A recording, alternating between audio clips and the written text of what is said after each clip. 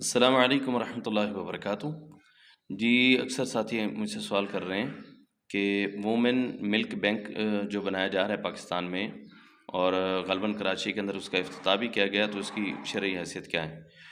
کسی بھی بچے کو، کسی بھی عورت کا جو ہے وہ دودھ پلایا جا سکتا ہے، کوئی بھی خاتون کسی بھی بچے کو پال سکتی ہے، شریعت اس کی اجازت دیتی ہے، لیکن آپ اس کا ریکارڈ جو ہے وہ لازمی رکھیں، تاکہ پینے والے بچوں کا نہیں علم ہو سکتا کہ کس کس بچے نے اور کس کس بچی نے جو ہے وہ مل کے دودھ پیا ہے۔